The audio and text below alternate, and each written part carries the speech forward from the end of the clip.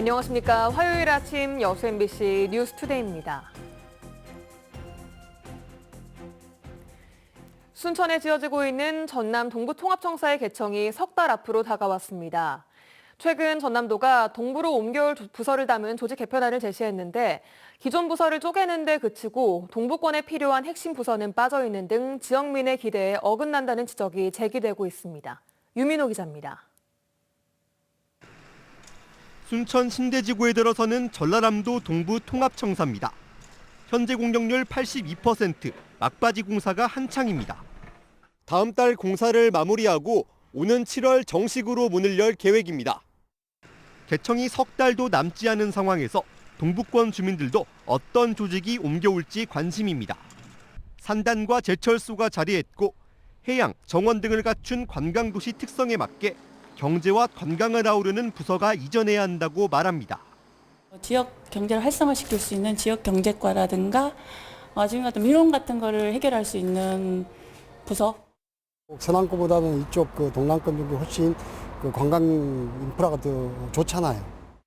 하지만 부서 이전을 앞두고 전라남도가 내놓은 조직 개편안이 윤곽을 드러내면서 지역 반발 기류가 확산되고 있습니다.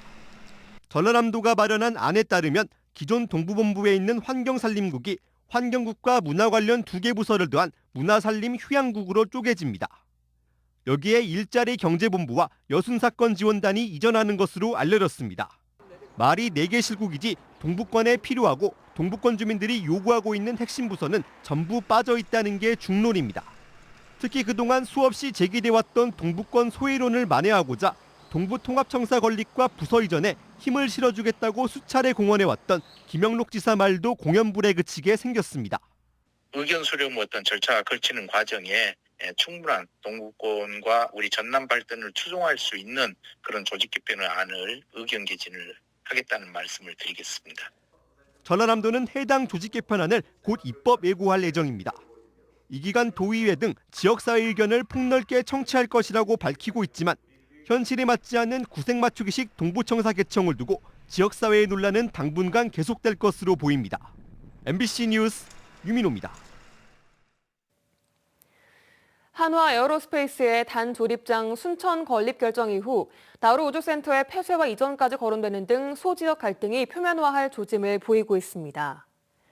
민주당 김승남 의원은 그제 보도자료를 통해 이번 한화 에어로스페이스의 결정은 정부 정책에 역행하는 것이라며 지역에 도움이 되지 않는 나로 우주센터를 이전하거나 폐쇄하고 한화의 우주발사체 고흥 발사도 좌시하지 않겠다고 밝혔습니다. 고흥군도 이번 일을 전화위복의 계기로 삼겠다며 한화는 구체적인 고흥 투자 계획을 조속히 밝히라고 요구했습니다. 또 오늘은 김승남 의원과 향후 회원 등이 서울 하나빌딩 앞에서 규탄 집회를 가질 예정이어서 단조립장 후유증은 당분간 계속될 전망입니다. 신축 아파트 입주가 많은 순천에서는 초등학생들의 장거리 통학을 둘러싼 논란이 끊이질 않고 있습니다.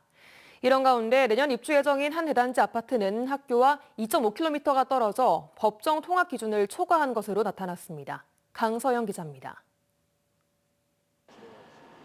내년 말 2,000세대가 입주할 예정인 순천시 조례동 왕지 2지구의 대규모 아파트 단지. 초등학생은 최소 700명이 유입될 것으로 예측되고 있습니다. 현행대로라면 이곳 초등학생들은 2.5km 떨어진 조례초등학교에 배정될 예정입니다. 다른 신축 아파트 단지와 마찬가지로 아파트 건설사가 제공하는 통학버스를 이용해야 하는 겁니다. 하지만 예비 입주자들은 성인 걸음으로만 32분이 넘는 통학거리를 받아들일 수 없다는 입장입니다. 시청이든 교육청이든 그런 걸 당연히 고려하고 검토해서 사업 승인을 했을 거다. 그런데 막상 조례처 후문 가보니까 어떻게 이 위치에서 여길 다니지? 이런 생각도 하게. 실제로 해당 단지의 통학거리는 현행법 기준을 초과한 것으로 나타났습니다. 국토교통부령에 따르면 초등학교의 통학거리는 1.5km, 도보로 30분 이내로 규정돼 있기 때문입니다. 전라남도 교육청은 법정 기준을 초과하는 건 맞지만 아파트 사업자가 통학버스 운영안을 제시했기 때문에 조례초등학교 통학이 가능하다 판단했다고 밝혔습니다. 순천시는 이에 대해 아파트 사업자와 주택조합, 도교육청이 통학 대책을 협의했기 때문에 허가에는 문제가 없다는 입장입니다. 논란이 불거지자 시청과 교육청이 형식적인 행정에서 벗어나 적극적이고 능동적으로 학교 배치 문제에 대응해야 한다는 주장도 제기되고 있습니다.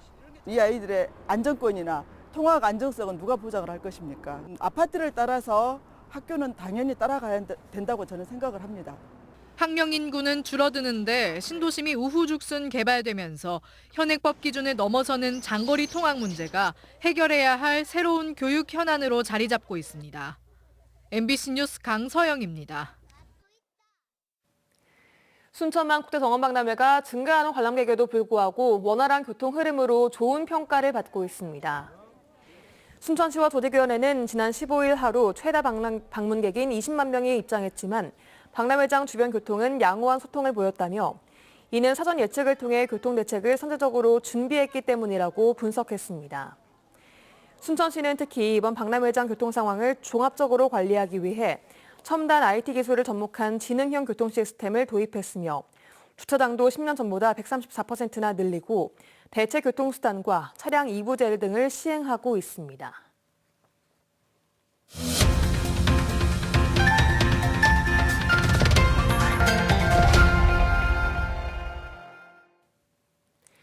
이준석 전 국민의힘 대표가 지역의 학생들을 대상으로 교육 봉사활동에 들어갔습니다. 넉 달가량 순천에 머물면서 호남의 미래에 대해 고민하겠다고 밝힌 이 전 대표는 현 정치 상황에 대해서도 쓴소리를 내는데요. 문영철 기자가 이 전 대표를 만나서 자세한 이야기를 들어봤습니다. 대표님 안녕하세요. 네, 안녕하세요. 네. 이 지역 중학생들 대상으로 교육봉사 활동 시작하셨는데 취지는 무엇인지 또 구체적으로 어떤 방식으로 진행을 하는 건가요? 제가 원래 정치하기 전부터 했던 배움을 나누는 사람들이라는 교육봉사단체 교육 방식을 그대로 적용해서 순천과 진주에서 중학교 2학년 학생들에게 수학을 가르치고 있습니다.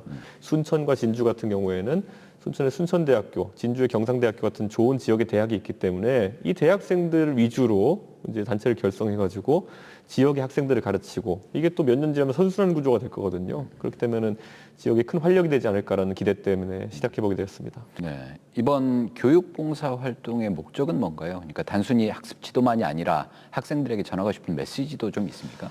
저는 제 세대에서는 적어도 미래를 이야기하고 싶습니다.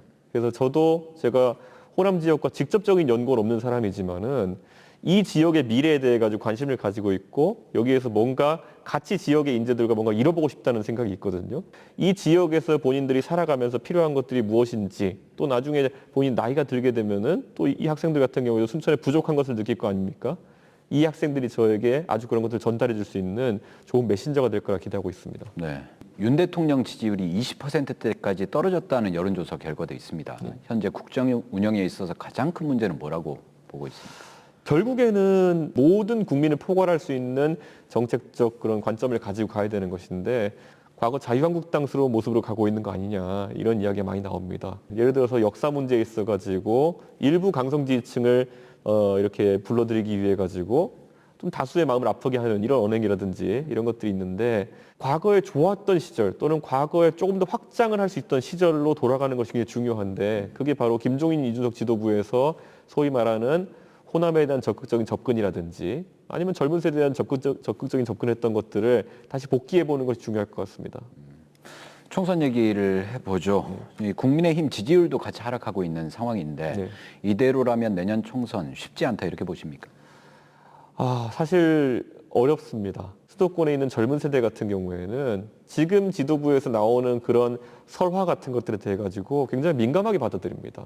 저는 이렇게 생각합니다. 우리가 용수철이나 아니면 고무줄 같은 것이 어느 정도 한계를 벗어나면은 나중에 다시 이제 제 위치로 못 돌아오는 그런 지점이 생기거든요. 그런 탄성 한계를 넘어서지 않도록 지금이라도 다시 이제 속전말로 국민의힘이 제정신을 차려가지고 과거에 국민들에게 더 많은 사랑을 받을 때 모습으로 돌아가야 된다 이렇게 생각합니다. 네. 늦으면은 그게 안 됩니다. 이제. 예.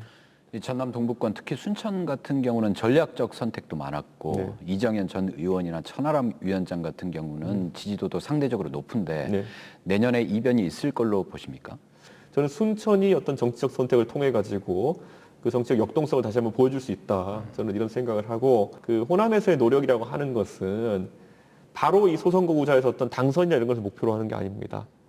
어제의 우리보다 오늘의 우리가 더 나으면 만족스러운 것인데 천하람 위원장 같은 경우에도 사실 계속 순천에서 스텝을 밟아 올라가면서 어제의 나보다 오늘의 내가 낫기를 바라면서 이렇게 왔던 사람인데 자신의 잘못이 아니라 다른 사람들의 어떤 잘못을 인해 가지고 그 가치가 과소평가받는다면은 좀 위축되지 않을까 하는 우려는 있습니다. 네.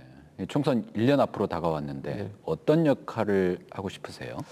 저도 이렇게 생각합니다. 과거에 박근혜 정부가 잘못된 방향을 가고 있을 때 일부 인사가 용기 있게 지적하면은 그 사람을 배신자라 부르면서 집단 따돌림하는 것에 익숙해졌던 것이 보수거든요.